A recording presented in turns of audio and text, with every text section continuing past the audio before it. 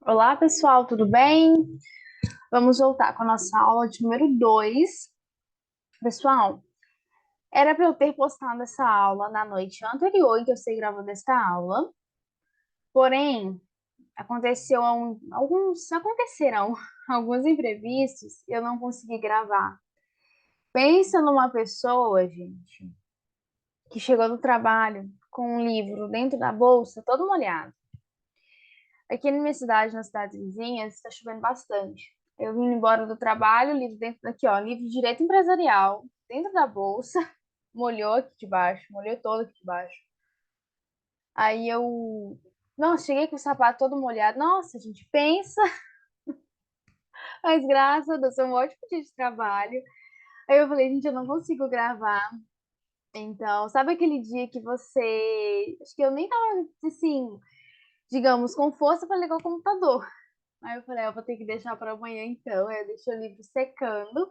Graças a Deus, secou bastante.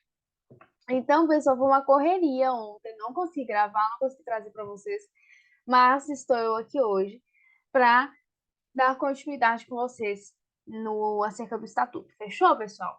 Então vamos lá? Bom, nós vamos começar o capítulo 4, em que nós vamos falar um pouquinho dos cargos em comissão e de livre nomeação, tá? Bom, ontem, né, na última aula, nós falamos muito sobre a questão do cargo efetivo, começamos a falar um pouquinho do cargo em comissão, etc., né, uma introdução, e hoje nós vamos falar propriamente dito, tá, pessoal? Vamos lá. Artigo 7. Os cargos de provimento em comissão, ou seja, o que nós falamos? O provimento é a forma que vai se ingressar na administração. Nesse caso aqui, nós estamos falando de quê? De comissão, tá? Os cargos de provimento em comissão são aqueles a serem ocupados, primeiro, por uma pessoa de confiança do prefeito municipal, em caráter transitório. Então, o que a gente dá a entender transitório? Pensa num algo que está passando, né? Transitando. E ele pode ser exonerável a qualquer tempo, cujo provimento, ou seja, a forma do ingresso, dispensa a aprovação em quê? Em concurso público. Então, deixa eu apagar aqui para nós entendermos, destrincharmos. Primeiramente, provimento em comissão. São aquelas pessoas, primeiro, que estão ocupando o cargo, deixa eu pegar aqui o marcador que fica melhor, por uma pessoa de confiança, tá? Segundo ponto, caráter transitório. Terceiro, ele pode ser exonerado a qualquer tempo. E quarta informação é que esse ingresso, ele dispensa uma aprovação em concurso público, ao contrário do que nós precisamos para os cargos efetivos, ok? Bom, deixa eu pular aqui o slide. Deixa eu ver aqui. Deixa eu fechar a câmera para ver se é mais rápido. Só um minutinho, pessoal. Deixa eu ver aqui o que está acontecendo com o slide. Prontinho, pessoal, voltou.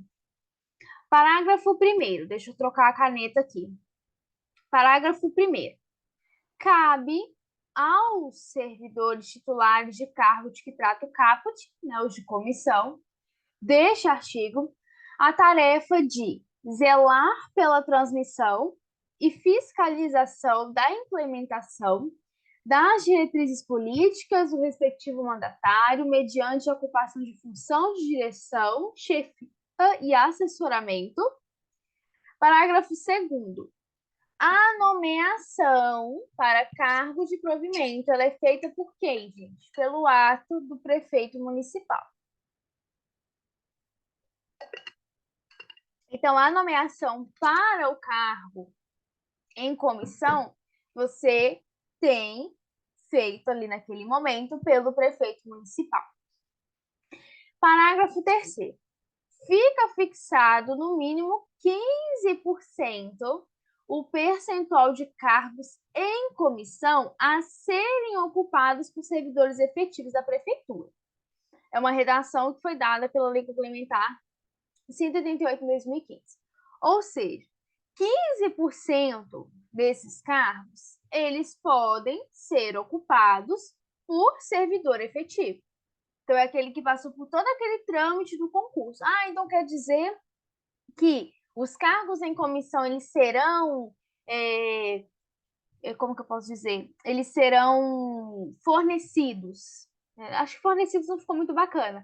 Mas o cargo em comissão, eu terei apenas os servidores efetivos? Não. Eu tenho o quê? Um percentual fixado para esses cargos a serem ocupados por servidores efetivos, tá? Então, fica fixado no mínimo 15% desse percentual a ser ocupado por servidor efetivo, tá? Da Prefeitura Municipal do Guarujá. Bom, o artigo 8º, ele vai me trazer um rol acerca da criação do cargo em comissão. Nós não tivemos isso lá atrás? A criação do cargo? Nós não tivemos isso? Aqui vai me falar dos cargos em comissão. Primeiro ponto, eles serão criados por lei. Então, eu vou ter uma lei que vai criar o cargo em comissão. Em número certo, as suas atribuições e remuneração certo. Então, tanto as atribuições do cargo de comissão quanto a sua remuneração. E quem, na verdade, a quem se destina? Destinam-se aos servidores que venham a exercer funções de direção, chefia e assessoramento. Ou seja, 3 cargos de confiança. Não foi o que nós lemos aqui, ó? Cadê? Ó, não foi o que nós lemos aqui? Pessoa de confiança do prefeito. Então, o cargo de direção, chefia e assessoramento são competências do cargo em comissão, que serão exercidas por pessoas de confiança do prefeito, ok? Como nós lemos aqui. Fechou? Bom, olha, eu não terminei de ler aqui, né, no artigo 8º. Parágrafo 1º. Vou pegar minha caneta.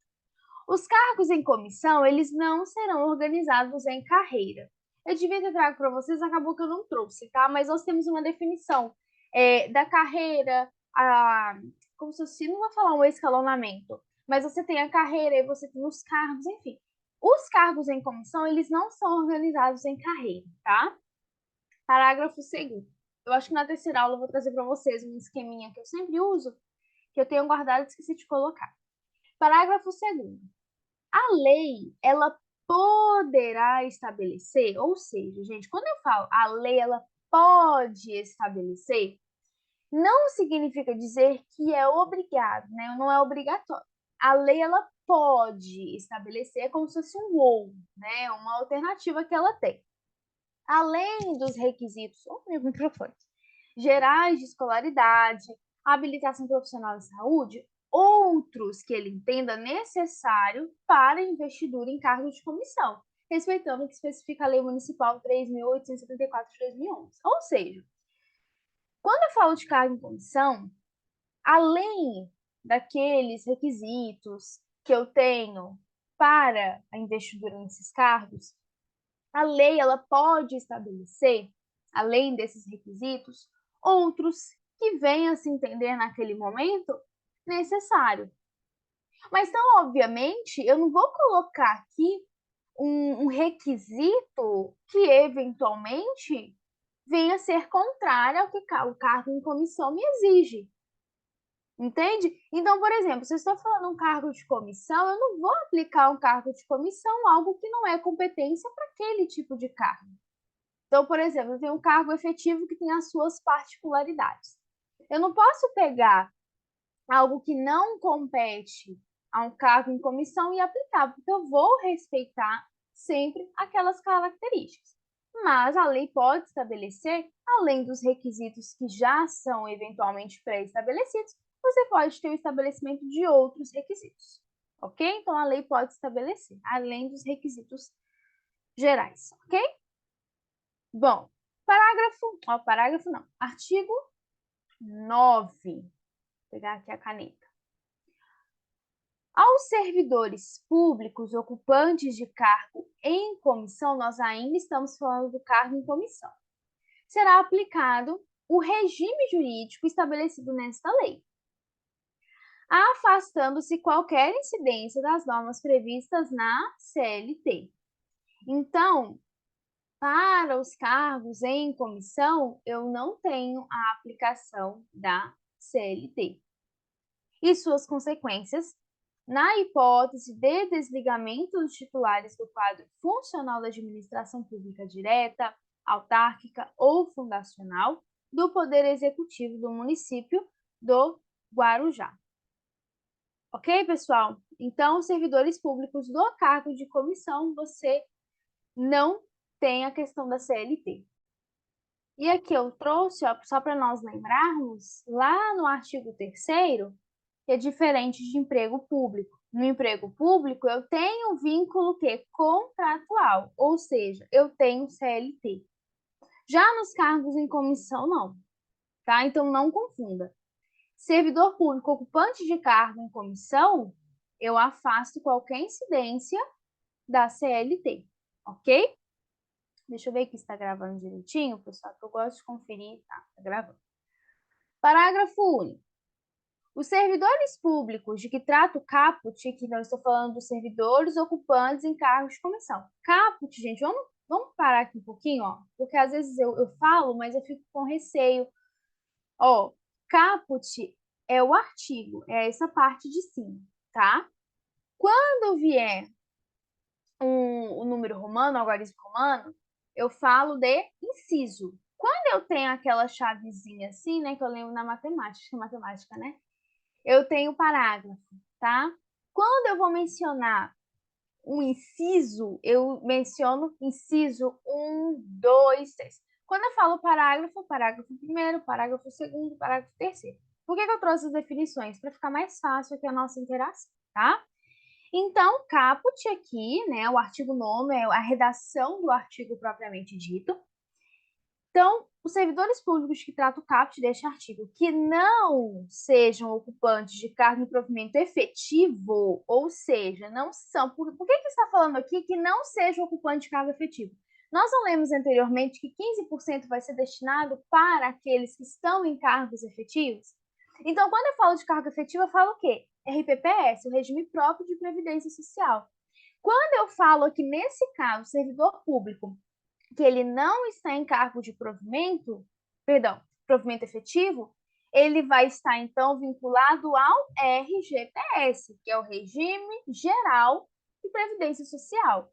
É quando o RPPS é fechado para aqueles que são funcionários, você tem o provimento efetivo. Já o RGPS, que é o Regime Geral da Previdência, eu tenho para todos aqueles que não são servidores, são trabalhadores comuns, tá? Comum no sentido assim, CLT, vínculo empregatício, etc. Então, mas nesse caso aqui, os servidores que estão em cargos de comissão, mas não são de provimento efetivo, eles não estão inclusos naqueles 15%, eles vão ficar vinculados ao RGPS. Aí você vai falar, Rebeca, mas o RGPS não seria então só para CLT? Olha aqui, não necessariamente. Você tem um servidor público, vai afastar de qualquer incidência nas normas previstas da CLT, na hipótese de algum desligamento, e você vai tê-los ali juntamente do regime geral de previdência, tá? E é interessante você entender isso, por quê? Porque nós temos também no direito previdenciário, nós temos, por exemplo, a previdência complementar. E aí nós temos dois regimes. Nós temos o regime, nós temos ali a previdência complementar no sistema fechado e nós temos o sistema aberto. Entende? Então, no sistema fechado, restrito para tanto, enfim, ou para servidor, ou para aquele grupo de pessoas em que eu tenho um patrocinador, enfim. Então, é todo esse sistema. Então, por isso que é interessante você entender isso, até quando for para você entender essa questão da previdência, tá? Então, não se afaste um assunto do outro. Por que eu falo um pouco aqui da previdência? Porque se você pega a lei e só lê regime geral de previdência, você pode falar o tal, mas o que é isso? Ou o regime próprio? Ah, mas se ele está vinculado ao RGPS, qual é o outro regime? O regime próprio, ok? Bom, não, aqui eu não tinha apagado. Peraí, pronto. Deixa eu ver aqui se eu pulei certinho. Pronto, 9. Artigo 10º. Não será devido pagamento de hora extra ao servidor ocupante de cargo em comissão. Cuidado. Por quê? Porque quando você tem um artigo assim, não será devido, ou pode isso, não pode aquilo, eu já fico assim com um pouco de receio. Porque se fosse eu, já analisaria muito bem e tomar cuidado para não cair uma pegadinha. Então, se eu falo de servidor ocupante em cargo de comissão, eu não tenho um pagamento de hora extra. Artigo 11. Será devido o pagamento do 13º vencimento e a gratificação de férias, na razão de 1/3 do vencimento, aos servidores ocupantes de cargo em comissão. Artigo 12. O prefeito municipal, ele poderá, ou seja, ele pode exonerar o servidor ocupante de cargo de livre nomeação e exoneração. Então, ele pode. Então, o prefeito, ele pode exonerar. Mesmo nas hipóteses de se tratar de servidora grávida ou de servidor que se encontra em cumprimento de licença para tratamento de saúde. Cuidado com isso, porque eu tenho certeza, se for uma pessoa que eventualmente não leu o artigo, não passou pela lei, e se viesse a ser cobrado uma questão em cima desse artigo, o prefeito pode exonerar. Poxa, mas mesmo na hipótese de uma servidora grávida ou de um servidor que esteja ali cumprindo um tempo da licença de tratamento de saúde, poxa, mas ele pode exonerar? Claro que não. Pode, o artigo 12 me fala que sim, que o prefeito ele pode exonerar um servidor ocupante de cargo, mesmo sendo, no caso de comissão, tá? Mesmo sendo uma servidora grávida ou aquele que esteja de licença em relação à sua saúde, ok? Vamos treinar duas questões? Acho que duas ou três, acho que são só duas. Acerca dos cargos em comissão, assinale a alternativa incorreta. Então, para quem já me conhece, sabe que aqui tem uma maçã podre. Letra A. Os cargos de provimento em comissão são aqueles a serem ocupados por pessoa de confiança do prefeito, em caráter transitório, exonerável a qualquer tempo, cujo provimento dispensa aprovação em concurso público. Letra B. Os cargos em comissão serão criados por lei em número, atribuições e remuneração certos e destinam-se aos servidores que venham exercer funções de direito, chefia e assessoramento. C. A nomeação para cargo de provimento em comissão será feita por ato do vereador do município. Ou letra D. Os cargos em comissão não serão organizados em carreira. E aí, pessoal, se fosse você na sua prova, qual alternativa você marcaria como a maçã podre na história? A, B, C ou D?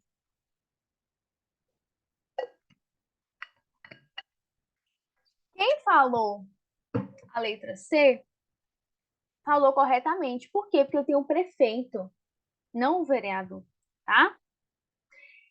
Outra questão. Tratando dos cargos em comissão, pode-se afirmar que...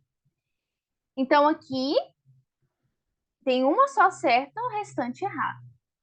É dever do servidor em cargo de comissão recebimento de horas extras? Letra B. O prefeito municipal não poderá exonerar servidor ocupante de cargo de livre nomeação ou exoneração nas hipóteses de se tratar de servidora grávida ou de servidor que se encontra em cumprimento de licença para tratamento de saúde? Letra C. A lei poderá estabelecer, além dos requisitos gerais de escolaridade, habilitação profissional e saúde, outros que entendam necessários para investidura em cargos em comissão?